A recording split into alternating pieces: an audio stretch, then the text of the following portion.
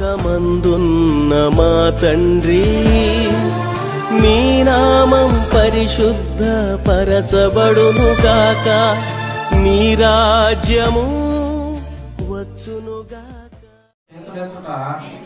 సాయంకాల నైవేద్యములను నీ దృష్టికి అంగీకారం లగునుగాక. యెహోవా నా నోటికి కావలించుము, నా పెదవుల ద్వారమునకు కాపు పెట్టుము. పాపం చేయవారితో కూడా నేను దుర్నీతి కార్యములలో త్వరపడకుండానట్లు నా మనస్సు దుష్కార్యములకు తిరగనీయకము. వారి రుచిగల పదార్థములు నేను తినకయుందునుగాక. నీతిమంతులు నన్ను కొట్టుటకు నాకు ఉపకారము, నన్ను కొట్టుట నాకు ఉపకారము. వారు నన్ను గద్దించుట నాకు తైలాభిషేకము. నేను అతి అభిషేకమును త్రోసివేయకుందునుగాక. వారి దుష్టక్రియలను చూచియు నేను తప్పక ప్రార్థన చేయుచున్నాను. వారి న్యాయాధిపతులు కొండపేట మీద నుండి పడద్రోయపడుదురు. కావున జనులు నా మాటలు మధురమైనవని వాటిని అంగీకరించుచున్నారు. ఒకడు భూమిని దున్నుచు దానిని పగలగొట్టునట్లు మా ఎముకలు పాతాళ ద్వారమున చెదిరి ఉన్నవి. యెహోవా నా ప్రభువా, నా కన్నులు నీ తట్టు చూచున్నవి. నీ శరణు తెచ్చి ఉన్నాను. నా ప్రాణము దారపోయకము. నా నిమిత్తము వారు పట్టిన వల నుండి, పాపం చేయవారి ఉచ్చుల నుండి నన్ను తప్పించి కాపాడుము. నేను తప్పించుకొని పోవచ్చుండగా భక్తిహీనులు తమ వలలో చిక్కుకుందురుగాక. యేసు ప్రభు ఈ కొద్ది వాక్యాన్ని దేవుడు దీవించుగాక. కీర్తన గ్రంథం. నీతిమంతులు నన్ను కొట్టుట నాకు ఉపకారము, వాడు నన్ను గద్దించుట నాకు తైలాభిషేకము. చూడండి, చదవబడిన వాక్య భాగాన్ని మనం ఒకసారి పరిశీలన చేసినట్లయితే, నీతిమంతులు గద్దించుట నాకు ఉపకారము, నన్ను వారు గద్దించుట తైలాభిషేకము అని దావీదు మనందరికి తెలియపరుస్తున్నారు.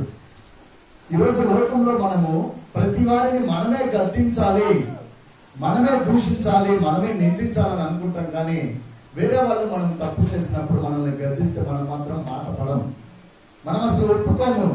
కానీ ఇంత గొప్ప దైవజనుడు, దేవునికి ఇష్టమైన బిడ్డ, దేవుడు ఆశీర్వదించి రాజుగా చేసినటువంటి ఈ దావీదు రాజు అంటున్నాడు, నాకంటే మంచివారు, నాకంటే నీతిమంతులు, నాకంటే గొప్పవారు, నాకంటే పెద్దవారు ఎవరైతే నేను తప్పు చేసినప్పుడు నన్ను గద్దిస్తారో, వారు నాకు ఉపదేశం చెప్తారో, మంచి మాటలు చెప్తారో, నన్ను ఎప్పుడైతే నీ వెళ్తున్న మార్గము తప్పు అని నాకు చెప్తారో, నాకు చాలా మంచిది అది అంటున్నాడు అతను. దావీదు చాలా స్పష్టంగా అంటున్నాడు, నాకు ఉపదేశము చేయుట నాకు తైలాభిషేకము చేసినట్టు. తైలాభిషేకం అనేది ఆశీర్వాదానికి గుర్తు. ఈరోజు ఒక పిల్లవాడు తప్పు చేసినప్పుడు అక్కడ ఉన్నవారు నువ్వు చేసింది తప్పు అని గద్దించినప్పుడు మనం దావీదు వలె, అబ్బా మా పిల్లల్ని గద్దించారు, చాలా మంచిది, తైలాభిషేకం వాడి బ్రతుక్కి, వాడి జీవితానికి ఆశీర్వాదం. వాడు తప్పుడు మార్గంలో నడుస్తున్నప్పుడు మీరు వారిని గద్దించారు, వారిని నిందించారు, వారిని తప్పు అని ఏలెత్తి చూపించారు, కాబట్టి చాలా మంచి పని చేశారు అని తల్లిదండ్రులు ఈరోజు అనట్లా. మా పిల్లోడే కనిపించిందా ఇక్కడ, ఏమి నువ్వు చేయట్లేదా, నీ కుటుంబస్తులు చేయట్లేదా, లోకంలో ఎంతమంది చేయట్లేదు అని గొడవ పడుతున్నాం. దావీదు అంత గొప్ప రాజే. దావీదు కూడా ఒక సందర్భంలో భయంకరమైన పాపం చేశాడు, భయంకరమైన తప్పు చేశాడు. వేరే యొక్క పురుషుని యొక్క భార్యని పాపం చేశాడు. ఆ సందర్భంలో దేవాది దేవుడు నాతాను అనే దైవజనుడిని దావీదు దగ్గరికి పంపించాడు. పంపించి బుద్ధి చెప్పిస్తున్నాడు, దావీదు నువ్వు చాలా గొప్ప రాజు, నీకంటే గొప్ప రాజు ఎవరు లేరనే విధంగా ఇప్పటిదాకా మంచి పరిపాలన అందించావు నువ్వు. కానీ నువ్వు చేసిన ఒక చిన్న తప్పు వలన నీ బ్రతుకు అనేది మారిపోయింది, నీ బతుకు అనేది చెడిపోయింది అని దావీదుకు బుద్ధి చెప్పడానికి ఒక వ్యక్తిని దేవాది దేవుడు పంపించాడు. నువ్వు ఆమెతో సంబంధం పెట్టుకున్నావు, ఆమెతో పాపం చేశావు, నువ్వు చేయకూడని తప్పు చేశావు. నువ్వు ఒకప్పుడు చిన్నతనంలో గొర్రెలు కాచుకునే స్థితిలో నువ్వు ఉంటే గొల్యాతును ఓడించే విధంగా నీకు బలాన్నిచ్చి, నీకు శక్తినిచ్చి, నిన్ను ఒక గొప్ప రాజుగా చేసి, సౌలుకు గర్వం వచ్చిందని సౌలు రాజును దించేసి నిన్ను రాజుగా నేను ఎక్కిస్తే, ఈరోజు నువ్వు చేసిన తప్పుడు పనిని బట్టి నాకు అవమానం వచ్చింది, నిన్ను రాజుగా ఎక్కించినందుకు నేను సిగ్గుపడుతున్నానని దేవాది దేవుడని చివరికి దావీదుకు బుద్ధి చెప్పించడానికి ఒక దైవజనుని దావీదు దగ్గరికి పంపించాడు. ఈరోజు ఆ సందర్భంలోనే దావీదు అంటున్నాడు, నాకంటే గొప్పవారు, నాకంటే ఉత్తములు, నాకంటే పెద్దవారు నాకెవరైనా నాకు ఉపదేశం చేసిన ఎడలా, నేను చేసింది తప్పని నన్ను గద్దించిన ఎడలా, ఆలోచించండి, నేను చేసింది తప్పని నన్ను గద్దించిన ఎడలా నాకు తైలాభిషేకము, నా బ్రతుకును మార్చడానికి నువ్వు అలా చేసావని దావీదు తెలియపరుస్తున్నాడు. ఆలోచించండి ప్రేమైన దేవుని సంఘం. చదువుతాం వచనాన్ని. కీర్తన గ్రంథం 51వ అధ్యాయం మొత్తము దావీదు కన్నీటితో ఈ విషయాన్ని చేసిన తప్పును ఒప్పుకుంటున్నాడు. కీర్తన గ్రంథం 51వ అధ్యాయము 2వ వచనం. నా దోషము పోవునట్లు నన్ను బాగుగా కడుగుము, నా పాపము పోవునట్లు నన్ను పవిత్రపరచుము. చూడండి, దావీదు అంటున్నాడు, యేసయ్యా నేను బెత్షెబాతో పాపం చేశాను, భయంకరమైన స్థితిలో నీవు నన్ను ఉన్నతమైన స్థితిలోకి రావడానికి, గొర్రెలు కాచుకునే స్థితిలో నుండి, దీన స్థితిలో నుండి నన్ను తీసుకొచ్చేంత గొప్పవాడికి చేస్తే నేను నీ ఎదుట చాలా ఘోరమైన పాపం చేశానయ్యా, నాది తప్పే, నన్ను క్షమించు, నా పాపములు క్షమించు, నా దోషములు క్షమించు, నన్ను శుద్ధి చేయి, నన్ను పవిత్రపరచు అని దావీదు ఒప్పుకుంటున్నాడు. ఈరోజు మనమైతే నువ్వు తప్పు చేస్తున్నప్పుడు నీ పక్కన ఇంకొక అమ్మ నువ్వు చేస్తుంది తప్పు అంటే ఆమె ఒక్క మాట మంచి మాట చెప్పినందుకు నువ్వు వెంటనే 100 మాటలు వడ్డిస్తావు. నువ్వు అలా, నీ కుటుంబం ఇలా, నీ వాళ్ళు అలా, నీ వాళ్ళు ఇలా. ఆలోచించండి, ఒకరు మనం తప్పు చేస్తున్నప్పుడు, తప్పుడు మార్గంలో నడుస్తున్నప్పుడు, నువ్వు చేసేది తప్పు అని చెప్పినప్పుడు వెంటనే గ్రహించి దావీదు వలె, ఓకే ఈమె చెప్పిన మాట, లేకపోతే ఈ పెద్ద ఆయన చెప్పిన మాట నా మంచి కొరకే కదా అని నువ్వు ఎప్పుడైతే జ్ఞానంతో ఆలోచిస్తావో, జ్ఞానం కలిగి నువ్వు ఎప్పుడైతే ఆ మాటకు లోబడతావో, దేవుడు ఖచ్చితంగా మనల్ని బలపరుస్తాడు, దీవిస్తాడు. సామెతల గ్రంథం 27వ అధ్యాయం 6వ వచనాన్ని చూసినట్లయితే, సామెతల గ్రంథం 27వ అధ్యాయం 6వ వచనం. మేలును కోరి స్నేహితుడు గాయములు చేయను, పగవాడు. చూడండి, ఈరోజు మనం ఏమనుకుంటామంటే, ఇది నిజంగా ఈ మాట చాలా మనకు ఒక పాఠాన్ని నేర్పిస్తుంది. చాలాసార్లు మనం ఏమనుకుంటామంటే, మేలు కోరి స్నేహితుడు, చూద్దామండి మళ్ళీ ఒకసారి చదువుదామమ్మా. 27వ అధ్యాయం 6వ వచనం. మేలు కోరి స్నేహితుడు గాయములు చేయను. చూడండి, ఇప్పుడు నేను ఒక తప్పు చేశాను, నా స్నేహితుడు ఎవరైనా ఉండి ఇక్కడ, రూపస్ గారు మీరు చేసేది తప్పు అని చెప్పినప్పుడు నాకు బాధగానే ఉంటుంది, నా మనసుకు గాయం రేపినట్టు ఉంటుంది. అది నాతో తిరిగేవాడే నన్నేలెత్తి చూపిస్తాడా? నాతో ఉండేవాడే, నాతో కలిసి తిరిగేవాడే, నాతో తినేవాడే, నాతో స్నేహం చేసేవాడే, నావాడే నన్ను ఏలెత్తి చూపించాడని మనసులో చాలా గాయం అనేది ఉంటుంది, బాధ ఉంటుంది.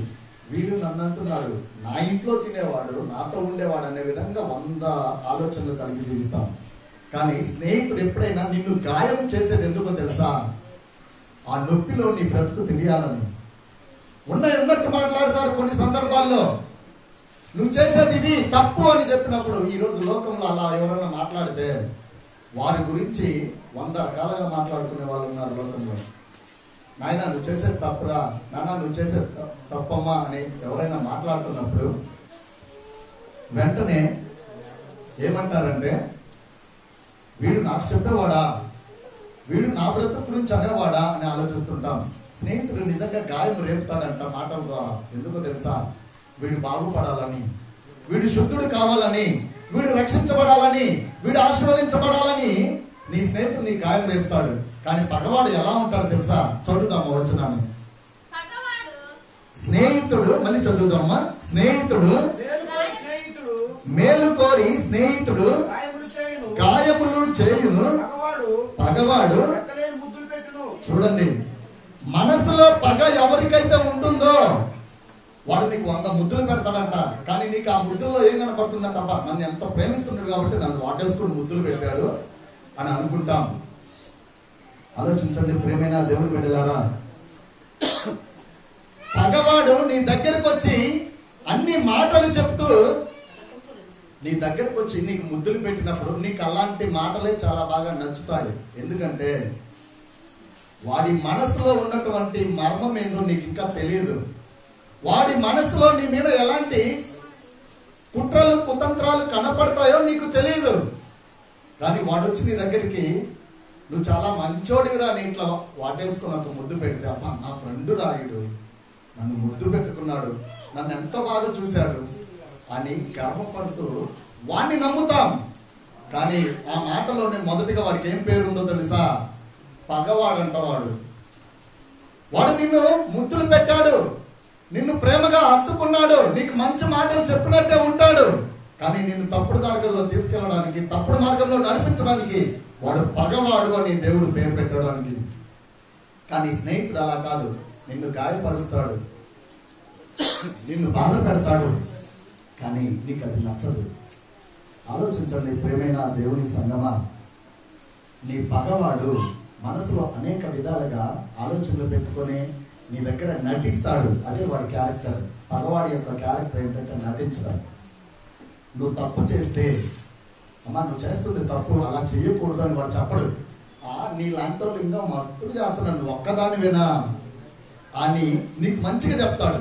నీకు ఆ మాటను బట్టి నువ్వేమనుకుంటావంటే, ఇతను చెప్తుంది కరెక్టే కదా, నేను ఒక్కనే కాదు కదా ఆ తప్పు చేసేది, నేను ఒక్కదాన్నే కదా ఆ పాపం చేసేది, నాకన్నా ఇంకా ఎంతమంది ఉన్నారని చెప్తున్నాడు, ఇది మంచోడు నాకు అలాంటి మాటలు చెప్పాడు. వేరే వాడు ఎవడైనా వచ్చి, రే నువ్వు చేస్తుంది తప్పురా, ఇది తప్పురా, ఇది దుర్మార్గంరా, నీ బ్రతుకు నాశనం అయిపోద్దిరా, నీ బ్రతుకు పతనం అయిపోద్దిరా, నీకు దీవెనలు రావు, ఆశీర్వాదాలు రావు, శాపాలు వస్తాయని చెప్తే వాడి మాటలు నీకు గాయంగా అనిపిస్తాయి, నీకు మనసుకు బాధగా ఉంటాయి. కానీ వాడు ఎందుకు అలా చెప్తాడో తెలుసా? ఆ వచనంలో నీ మేలు కోరి ఎందుకు చెప్తాడో తెలుసా? వాడు అలాగా ఉన్నట్టు ఎందుకు మాట్లాడతాడో తెలుసా? నీ బ్రతుకు బాగుండాలని, నువ్వు ఆశీర్వదించబడాలని, నీ మేలు కొరకే నీ తప్పుని ఎత్తి చూపిస్తాడు వాడు. ఆలోచించండి, ఉన్నట్టుగా మాట్లాడే ప్రతి వారిని నువ్వు అసహించుకోవాలి అంటే ఒక్క విషయాన్ని గుర్తు చేస్తున్నాను నేను. సందర్భం గుర్తొచ్చింది కాబట్టి చెప్తున్నాను. రోజు ఉదయాన్నే మనం అద్దం దగ్గరికి వెళ్తాం కదా అందరం, చాలా మంది వెళ్తారు. అద్దం దగ్గరికి వెళ్ళంగానే నీలో ఉన్నట్టుగా నీ ముఖం జిడ్డుగా ఉన్నా, నీ వెంట్రుకలన్నీ చింపురుగా ఉన్నా, అన్ని ఉన్నట్టు చూపిస్తుంది. అలాగని అద్దాన్ని పగలగొడతావా? నువ్వు చెప్పాలి. అద్దాన్ని పగలగొడతావా? ఏం చేసుకుంటావు?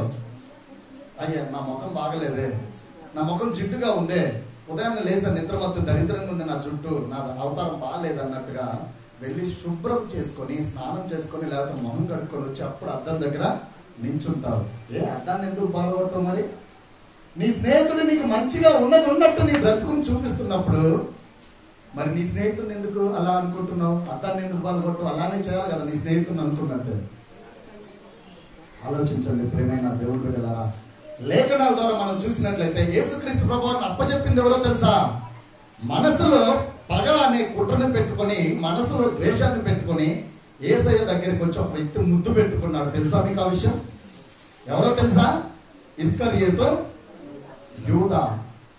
ఇస్కరియోతు యూదా యొక్క మనసులో 30 వెండి నాణెములకు దేవుడిని అమ్మి పడేశాడు. మనసులో పగ పెట్టుకొని దేవుని దగ్గరికి వచ్చి ఏం చేశాడు తెలుసా?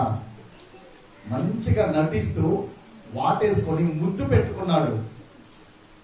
అతను చివరికి దేవుడు నమ్మేశాడు. ఈరోజు నీ దగ్గరకు వచ్చి నిన్ను ప్రేమగా, అంటే నిజంగా నిన్ను వాటేసుకొని నీతో ప్రేమ పంచుకుంటే తప్పులేదు. మనసులో ఏదో కుట్ర పెట్టుకొని నీ దగ్గరకు వచ్చి మంచిగా అక్క అదక్క ఇదన్నా అని చెప్పి మాట్లాడుతున్నారు అనుకో, వాడు ఇస్కరియోతు యూదా కంటే ఘోరమైన మనసు కలవాడిని గుర్తు పెట్టుకో. ఇస్కరియోతు యూదా మనసులో 30 వెండి నాణెములతో యేసయ్యని అమ్మేసి చివరికి ఏం చేశాడు తెలుసా? వచ్చి వాటేసుకొని ముద్దు పెట్టుకున్నాడు. ఈరోజు అలాంటి వాళ్ళు నీకు కావాలా?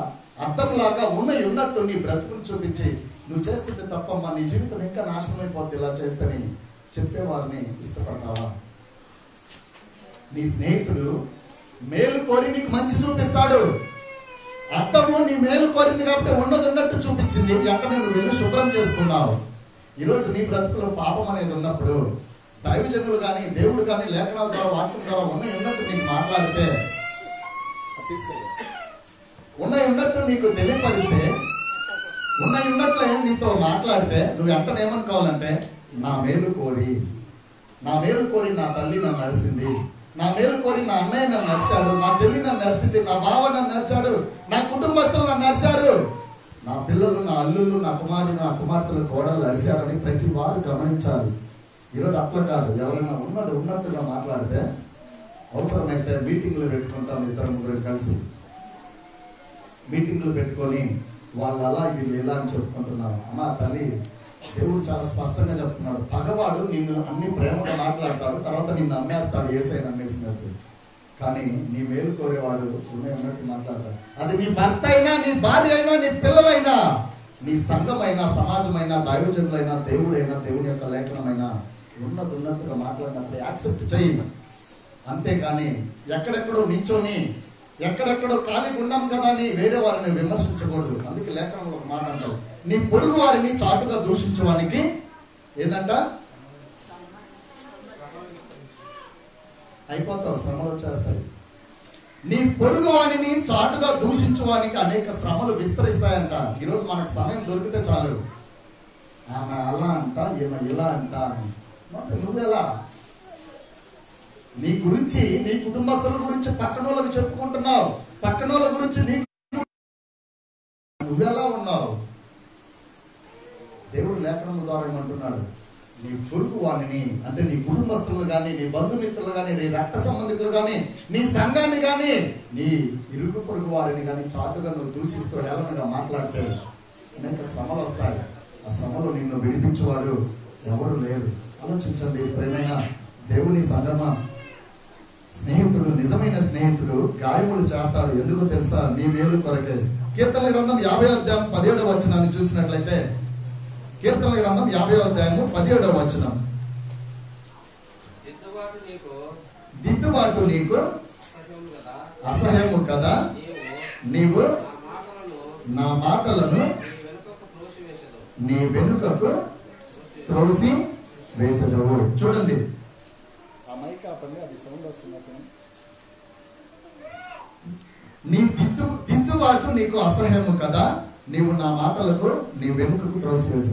ఈరోజు ఎవరైనా దిద్దుబాటు, మన పిల్లవాడే చూడండి, రోడ్డు మీద వెళ్తున్నాం, పిల్లవాడిని చేయదు లేదు అప్పుడు వెళ్తున్నాను, వాడు అనుకోకుండా పక్కదారిలో వెళ్ళిపోయాడు, ఏదో తప్పుదారిలో వెళ్ళిపోయి పడ్డాడు. నువ్వు వెంటనే దిద్దుబాటు చేస్తావు లేదా? అరే అటుగా అక్కడ వెళ్ళాల్సింది, ఇటు వెళ్ళాల్సింది, నువ్వు ఇటు వెళ్తే చక్కగా వెళ్తావు, అటు వెళ్ళబట్టే కదా నీకు ఆ దెబ్బలు తగిలింది, అటు వెళ్ళబట్టే కదా నీకు అలా జరిగింది అని దిద్దుబాటు చేస్తావు, ఖచ్చితంగా చేస్తావు. మరి సమాజంలో అనేకులు తప్పుడు మార్గంలో నడుస్తున్నప్పుడు మంచి మాటలు చెప్పి వెళ్తున్న మార్గంలో నుండి దిద్దుబాటు చేసి మంచి మార్గంలోకి ఎందుకు నడిపించకూడదు? అందుకే దేవుడు అంటున్నాడు, చాలా మందికి దిద్దుబాటు నీకు అసహ్యము కదా. చాలా మందికి అసహ్యం. ఈరోజు మంచి మాటలు చెబితే అసహ్యం, చెడ్డ మాటలు చెబితే గంటలు చాలా మంచిది రా, చాలా మంచివాడు రా ఆయన అంటాం. ఈరోజు గుర్తు చేసుకో, దిద్దుబాటు ఎవరైనా చేస్తున్నప్పుడు తైలాభిషేకంగా ఆలోచించాలి. ఎందుకంటే పతనమైపోతున్న నీ జీవితం, చెడుదారిలో వెళ్తున్న నీ జీవితం, నలిగిపోతున్న నీ జీవితం, శాపగ్రస్తమైన నీ జీవితం ఆశీర్వదించబడాలంటే వాక్యము నిన్ను దిద్దుబాటు చేస్తుంది. ఈరోజు ఆ వాక్యాన్ని ప్రకారం, వాక్యానుసారంగా నువ్వేం చేయాలంటే, ఏ తప్పు చేసినా ఎవరైనా గద్దించినప్పుడు గద్దింపులకు లోబడివాడు బుద్ధిమంతుడు అగును. గద్దింపునకు లోబడివాడు బుద్ధిమంతుడు అవుతాడు. ఈరోజు గద్దింపునకు నువ్వు లోబడకపోతే నువ్వు బుద్ధిమంతుడు కాలేవు. తప్పుడు మార్గంలో వెళ్తున్నా మనకు మంచి మాటలు చెప్తుంటే నువ్వు లోబడాలి, అంతేకాని ఏలెత్తి చూపించి నువ్వు నన్ననే వాడవా, ఇలాగనే ఎక్కువ ఉంది లోకంలో. అందుకే దేవుడు అంటున్నాడు, నువ్వు బుద్ధిమంతుడు కావాలి అంటే గద్దింపుని యాక్సెప్ట్ చేయి, గద్దింపుకు లోబడు.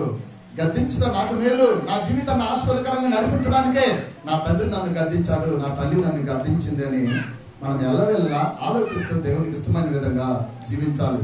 చూడండి, సామెతల గ్రంథం 29వ అధ్యాయము 1వ వచనాన్ని చూసినట్లయితే చాలాసార్లు మనం వాక్యం వింటాం, బయటికి వెళ్తాం, తప్పుడు మార్గంలో నడుస్తాం. అలాంటి వారి కోసం దేవుడు ఒక మాటను తెలియపరుస్తున్నాడు.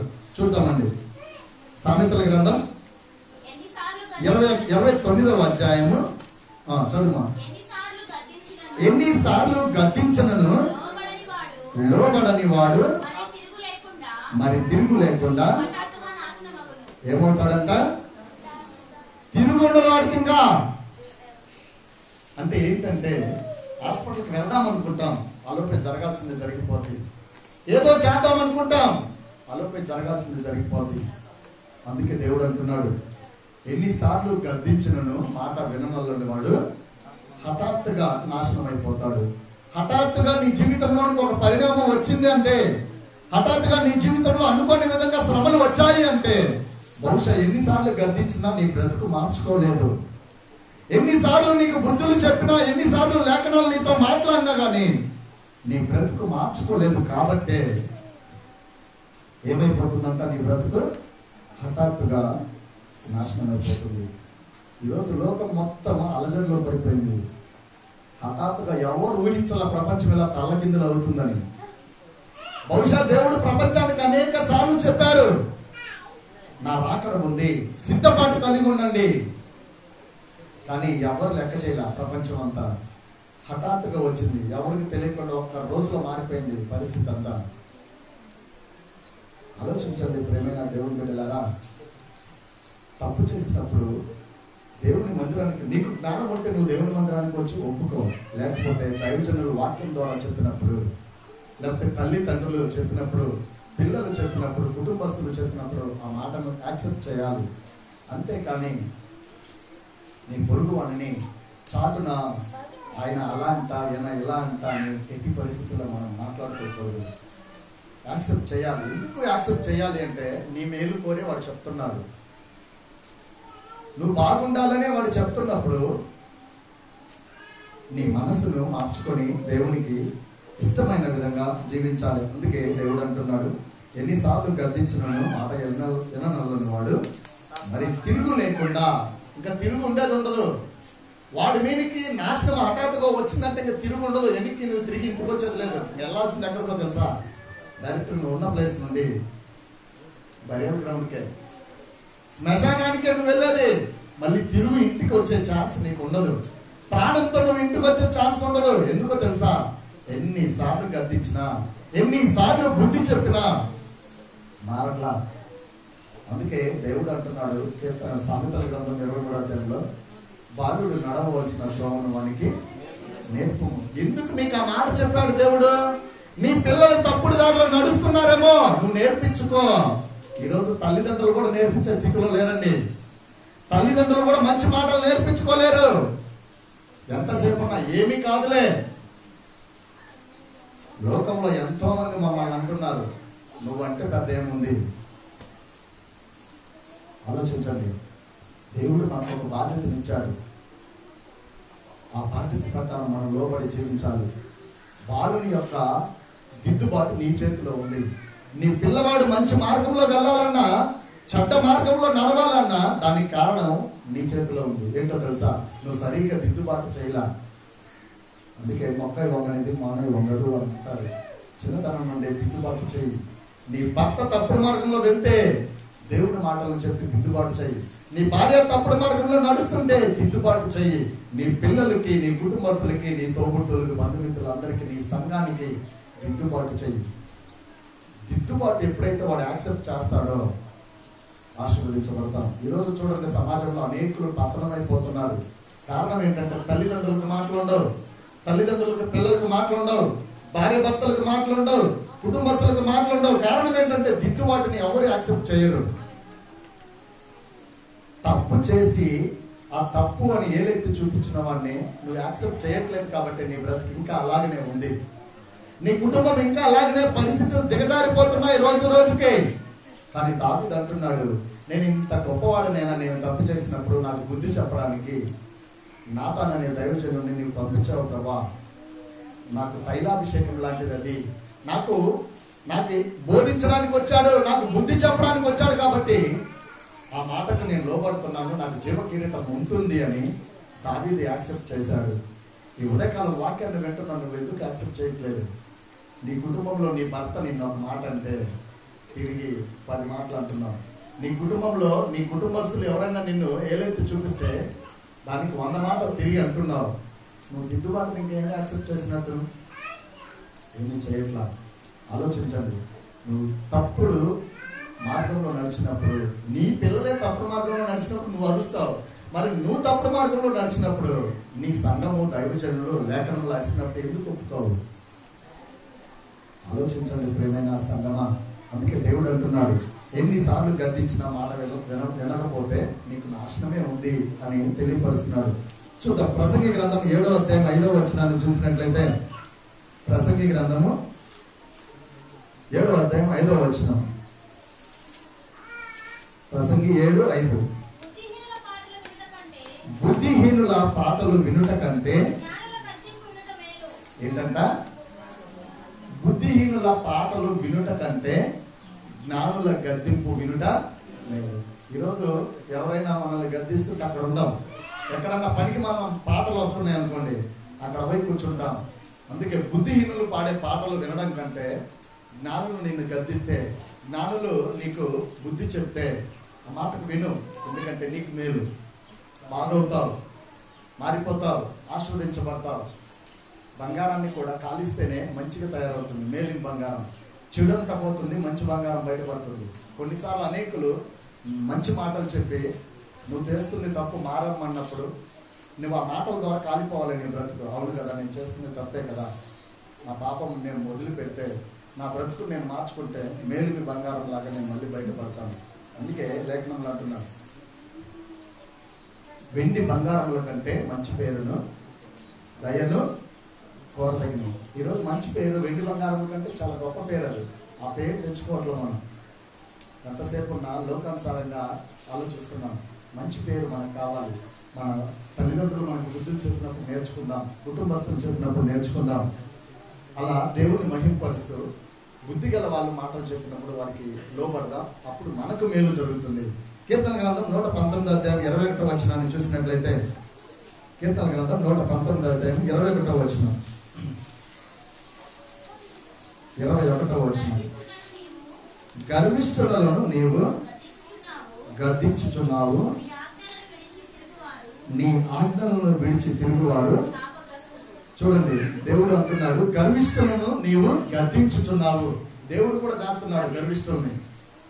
గర్వం గల హృదయం గల వారిని, అనేకుల్ని, రాజరికాన్ని పోగొట్టాడు దేవుడు. సింహాసనం మీద ఉన్నటువంటి గర్వంతో ఉన్నటువంటి సౌలు రాజును దించేసి వారి యొక్క గర్వాన్ని బట్టి దేవుడు వారికి ఆ సింహాసనాన్ని తీసేసి దావీదుకి ఇచ్చాడు.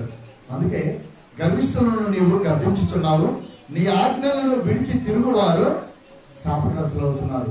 ఈరోజు అనేకులు శాపగ్రస్తులుగా అయిపోవడానికి కారణం దేవుని యొక్క ఆజ్ఞలను మర్చిపోతున్నాం. దేవుని యొక్క ఆజ్ఞలను విడిచిపెడుతున్నాం. దేవుని యొక్క చిత్తాన్ని మర్చిపోతున్నాం. అందుకే శాపగ్రస్తులుగా ఉంటున్నాం. ఈరోజు మన కుటుంబాల్లో జరుగుతున్న అనేక పరిస్థితులను బట్టి మనం గమనించినట్లయితే శాపగ్రస్తులుగా మనం ఉండడానికి గల కారణం దేవుణ్ణి మర్చిపోయి తిరుగుతున్నాం. దేవుణ్ణి విడిచి వారికి అనేక శ్రమలు వస్తాయి. ఈరోజు దేవుని మందిరాన్ని విడిచి అనేకులు ఈరోజు మనకు దేవుడు చాలా గొప్ప భాగ్యాన్ని ఇచ్చారు. పరిస్థితులు బాగలేకపోయినా దేవుడు మనందరం కలిసి ఈ విధంగా ధ్యానించడానికి గల కారణం ఏంటంటే, దేవుడు నిన్ను నన్ను మనల్ని ప్రేమించాడు కాబట్టి. ఈరోజు లోకంలో అనేకుడికి అవకాశం లేదు. కానీ ఇప్పుడు నువ్వు తెలుసుకోవాల్సింది ఏంటంటే, అవును ప్రభా, ఇంకా నా ఉదయమైన కార్యములు ఉంటే నువ్వు నన్ను గద్దించు ప్రభా. నువ్వు గద్దిస్తే నేను ఒప్పుకుంటాను ప్రభా, నా పాపములు నేను ఒప్పుకుంటాను, నా తప్పులు నేను ఒప్పుకుంటాను, నా బ్రతుకును మార్చుకుంటాను అని నువ్వు ఎప్పుడైతే తప్పు చేసినప్పుడు, ఎదుటి వారికి గద్దించినప్పుడు వెంటనే ఒప్పుకోవాలి. లేకపోతే చూడండి, ఒక విషయాన్ని గమనిద్దాం.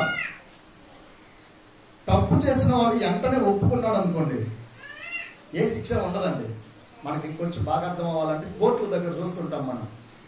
ఒక్కొక్కడు ఈ మధ్యకాలం పేపర్లో చూసాం మనం, తల నరికేసి తల పట్టుకొని పోలీస్ స్టేషన్ డైరెక్ట్గా వెళ్ళి నేనే చేసింది తప్పు అని అది ఆడ పెట్టేస్తున్నాడు. వాడు తప్పు ఒప్పుకుంటే ఏమవుతుంది, డైరెక్ట్ తీసుకెళ్ళి జైల్లో వచ్చి పెడతాడు. తప్పు ఒప్పుకోకపోతే వాడి కోసం ఎన్ని ప్లాన్లు వేస్తారో తెలుసా? స్టార్ట్ చేస్తారు, 3rd డిగ్రీ కొట్టడం స్టార్ట్ చేస్తారు, భయంకరంగా వాడిని హింసిస్తారు. ఈరోజు నువ్వు తప్పు చేసావు, దేవుని దగ్గరకు చదివా నేనే చేసింది తప్పు అని ఒప్పుకుంటే దేవుడు నిన్ను క్షమిస్తాడు. క్షమించి నీ మీద రావాల్సిన ఎలాంటి పనిష్మెంట్, ఎలాంటి ఉగ్రత, ఎలాంటి శాపం నీకు రాకుండా ఆపేసి ఒప్పుకున్నావు కాబట్టి నిన్ను క్షమించి నిన్ను దీవించడానికి ఇష్టపడతాడు. ఈరోజు ఇప్పటి వరకు నువ్వు ఏదైతే చేసావో దాన్ని ఒప్పుకొని నీ జీవితాన్ని దిద్దుబాటు చేసుకొని బుద్ధి కలిగి నువ్వు మంచిగా సాగిపోయినట్లయితే దేవుడు నిన్ను ఆశీర్వదిస్తాడు. నువ్వు అలా కాకుండా నాకేమీ కాదు, నేను ఎవ్వడి మాట వినను. ఈరోజు లోకంలో జరిగేది అదే. ఎవరైనా మంచి మాటలు చెప్తున్నప్పుడు నేను ఎవరి మాట వినను, నేను ఎవరికి లోబడను, నా భర్తే నాకు చెప్పలేకపోయాడు, నా పిల్లలే నాకు చెప్పలేకపోయారని గర్వపడుతున్నావంటే నిన్ను తప్పించేవాడు ఎవడున్నాడు ఇంకా. అందుకే మరణమును తప్పించుకున్నవాడు ఎవడైనా ఉన్నాడా? నీకు ఆ మరణము లోకాన్రీతిగా వస్తుందా, నువ్వు చేసిన పాపమును బట్టి ముందే వస్తుందా గుర్తు చేసుకో. నువ్వు చేసిన పాపమును బట్టి కొన్నిసార్లు నీకు ముందే వస్తుంది శాపం, నీకు ముందే వస్తుంది ఆ సమస్యలు. అలాంటప్పుడు ప్రభు నాకు ఎందుకు వచ్చిన ఈ సమస్యలు అని దేవుడి మందిరానికి వచ్చి దిద్దుబాటు చేసుకొని, అది లేఖనముల ద్వారా చెప్పబడిన వాక్యం ద్వారా నిన్ను నువ్వు కడుక్కొని, లేకపోతే పెద్దలు చెప్పిన మాటకు లోబడి నిన్ను నువ్వు శుద్ధి చేసుకొని, లేకపోతే నీ కుటుంబస్తులు, నీ భర్త, నీ భార్య, పిల్లలు ఏదైతే నీకు బుద్ధులు చెప్పడానికి ఇష్టపడుతున్నారో ఆ మాటకు నువ్వు యాక్సెప్ట్ చేస్తే ముందున్న జీవితంలో దేవుడు ఖచ్చితంగా నిన్ను ఆశీర్వదిస్తాడు, బలపరుస్తాడు. ఆలోచించండి ప్రేమైన దేవుని సంగమా, హృదయకాల సమయంలో దేవాది దేవుడు మనల్ని ప్రశ్న వేస్తున్నాడు. దిద్దుబాటు నువ్వు ఒప్పుకున్నట్లయితే ఆశీర్వాదం నీ దగ్గరే ఉంటుంది. దిద్దుబాటు నువ్వు ఒప్పుకోకపోతే, నీ జీవితాన్ని సరి చేసుకోవడం నీకు ఇష్టం లేకపోతే ఆశీర్వాదం నీ దగ్గరికి రాదు. ఆలోచించండి. ఎంతసేపు నువ్వు బగబగ మండే పాపముతో నువ్వు ఉంటే పరిశుద్ధుడైన దేవుడు నీ పక్కన నించోలేడు. ఎంతసేపు ఎదురు చూస్తాడు. ఆయన ఏమో దగ్గర నుండి తలుపు కొడుతున్నాను అంటున్నాడు, నువ్వు ఇంకా తీయట్లా. నీ బ్రతుకులు అంతా పాపం పెట్టుకొని, అన్ని తప్పులు పెట్టుకొని, దేవునికి అవిధేయంగా నువ్వు జీవించి నువ్వు అలాంటి తప్పుడు మార్గంలో నడుస్తుంటే దేవుడు నీ పక్కన ఎక్కువసేపు ఉండలేడు. ఆలోచించండి. ఈరోజు నువ్వు పాపములతో కాలిపోతున్నావు. నీ బ్రతుకు నీకు చాలా చక్కగా కనబడుతుంది. అందరికంటే నేనే మంచివాడిని, అందరికంటే నేనే మంచిదానను అని చెప్పుకుంటున్నావు. కానీ దేవుడు ఏమంటున్నాడంటే, కొన్నిసార్లు మనం చేసే పని ఏంటంటే మందిరానికి వస్తాం, బయటకు వెళ్ళిన తర్వాత మళ్ళీ బయట లోకానుసారంగా మందిరంలో ఉన్నంతసేపు నేను నీ బిడ్డను ప్రభువా, నేను నీ అడుగుజాడల్లో నడుస్తున్నాను, నేను పవిత్రంగా జీవిస్తున్నాను అంటాం. బయటకు వెళ్ళిన తర్వాత మళ్ళీ దేవుడిని మర్చిపోతున్నాం. మన ద్వారానే దేవుడికి అవమానం వస్తుంది. ఆలోచించండి. ఉంటే వెచ్చగానే ఉండాలి, లేకపోతే చల్లగానే ఉండాలి. మనకి దగ్గర 2 క్యారెక్టర్లు ఉంటున్నాయి. అలా 2 క్యారెక్టర్లు ఉన్న వాళ్ళు పతనం అయిపోతారు. లేఖనాల ద్వారా మనం చూస్తే దేవుణ్ణి అనుకొని జీవించే వాళ్ళు, సైతాన్ ఆలోచన కలిగి జీవించే వాళ్ళు ఎవరు ఆశీర్వదించబడలేదండి. ఇక్కడేమో మందిరంలో ప్రభువా ప్రభు అంటాం, బయటకు వెళ్ళిన తర్వాత పాపానికి సంబంధించిన విధంగా ఆలోచిస్తున్నాం. దిద్దుబాటు చేసుకో. ఈరోజు లేఖనములు నీతోనే మాట్లాడినాయి. బుద్ధి కలిగి దావీదు వలె ఎవరైనా నన్ను గద్దిస్తే, ఎవరైనా నాకు బుద్ధులు చెప్తే నాకు అది జీవ కిరీటం, మేలు, నా మేలు కొరకే చేశారు, నా బ్రతుకును మార్చడం కోసమే చేశారని దావీదు అంటున్నాడు. చివరిగా మళ్ళీ ఒకసారి 141 కీర్తన 5వ వచనం చదువుకొని ముగించుకుందాం. 141వ కీర్తన 5వ వచనం.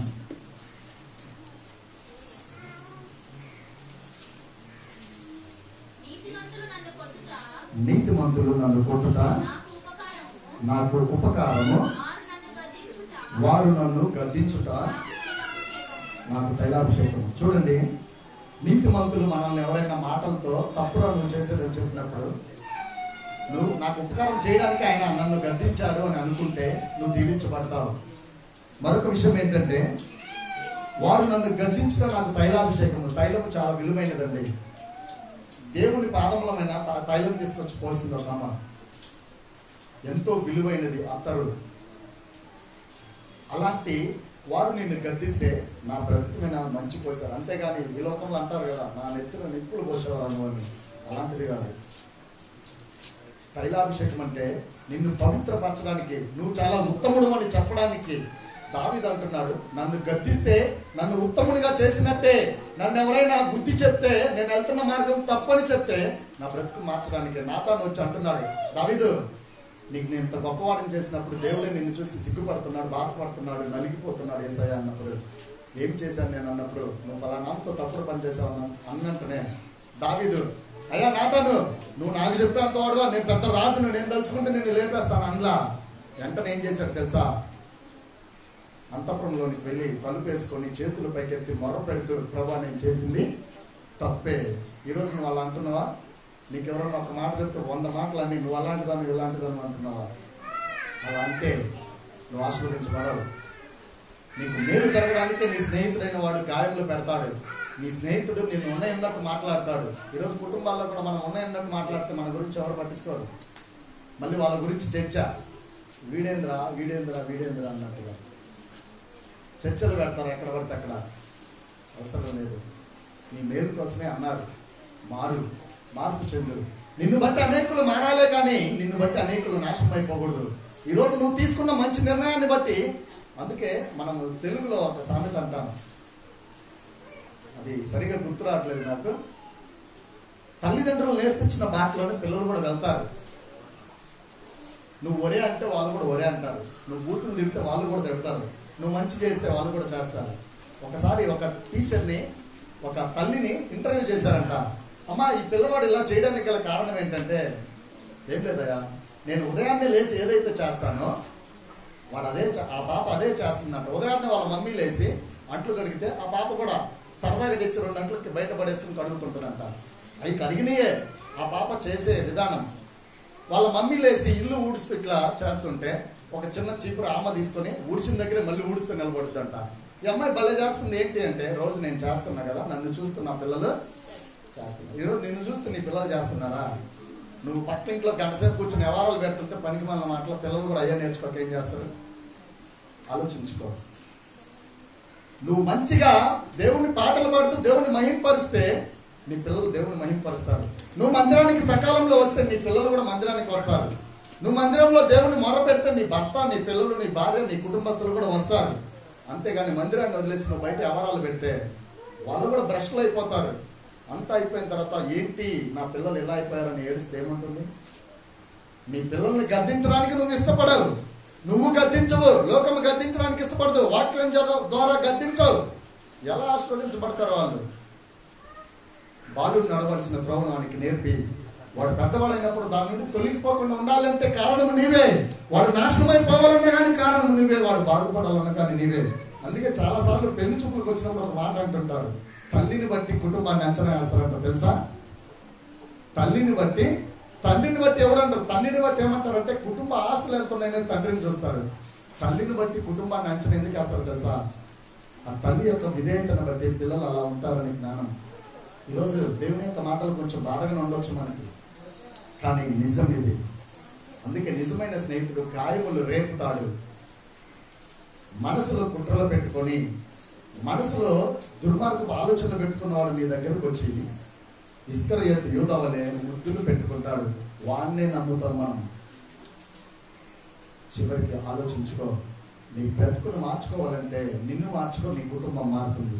అలా మారాలంటే దేవుని యేసయ్యా నాకు నిజంగా నీ ప్రేమ గురించి తెలియదు, అందుకే నేను ఇప్పటిదాకా ఏ తప్పు చేసినా, ఎవరు ఏది గద్దించినా నేను ఒప్పుకోలేకపోయాను, ఇక మీద ఒప్పుకుంటాను అని నువ్వు అనుకున్నట్లయితే ప్రభా నాలో ఉండండి, నన్ను దీవించండి, నన్ను బలపరచండి అని మనమందరం ప్రార్థన చేయాలి. నాలో నివసించు నా యేసయ్యా, మనోహర సంపద నీవేనయ్యా. నాలో నివసించు నా యేసయ్యా,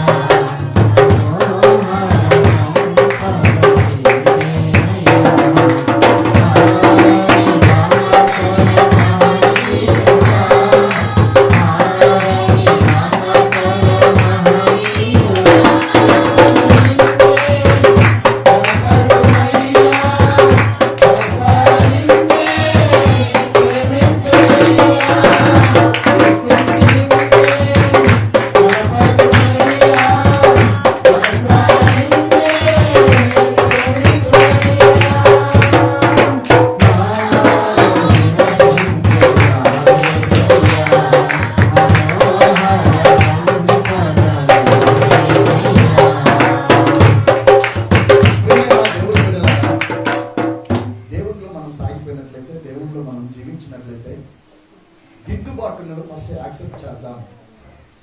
బుద్ధులు ఎవరైనా చెప్తున్నప్పుడు, మంచి మాటలు చెప్తున్నప్పుడు వాటికి నువ్వు లోబడినట్లయితే నీ కుటుంబం ఆశీర్వదించబడుతుంది. నీవు, నీ పిల్లలు, నీ సంఘం, నీ తోటి వారు, నీ కుటుంబంలో ఉన్న ప్రతి వారు దీవించబడడానికి గల కారణం తప్పును ఒప్పుకోవడమే. మీకు తెలుసో లేదో, సైకిల్ మీద మనం వెళ్తున్నాం, ఈ దారిలో వెళ్తే పడ్డాం ఒకసారి, రెండోసారి ఆ దారిలో మనం వెళ్ళాం అంటే మనము ఆ దారిలో మనం వెళ్ళలేదంటే మనల్ని మనం ఒప్పుకున్నట్టే. ఇక్కడికి వెళ్తే మనం పడతాం అని నువ్వు బయటికి చెప్పడం అవసరం ఎవరికి. మనసులో ఏమనుకుంటావు అంటే ఇటు వద్దు అనుకున్నావు అంటే అర్థం ఏంటో తెలుసా? నిన్ను నువ్వు సరి చేసుకున్నావు అంటే దిద్దుబాటు నిన్ను నువ్వే చేసుకున్నావు. కొన్నిసార్లు దేవుడు దిద్దుబాటు నిన్ను నువ్వే చేసుకోవడానికి నీకు జ్ఞానాన్ని ఇస్తాడు. కొన్నిసార్లు వాక్యం ద్వారా నీతో మాట్లాడడానికి దేవుడు అవకాశం ఇస్తాడు. కొన్నిసార్లు పెద్దల ద్వారా, నీ కుటుంబస్తుల ద్వారా చెప్తాడు. ప్రతిదాన్ని ఒప్పుకో, అంతేకాని వాళ్ళు ఒకటంటే నువ్వు 100 అంటే నీ బ్రతుకు మారదు. నీ మేలు కోరి వారు నేను గాయములు చేస్తున్నప్పుడు యాక్సెప్ట్ చేయాలి, అప్పుడే దీవించబడతావు. చిన్న ప్రార్థన చేసుకుందాం. మహాగ్రంథ మహోన్నత సర్వోన్నత స్తోత్రములు ఆయన, గడిచిన కాలం అంతా నీ కృప ద్వారా కాచి కాపాలని స్తోత్రములు తండ్రి.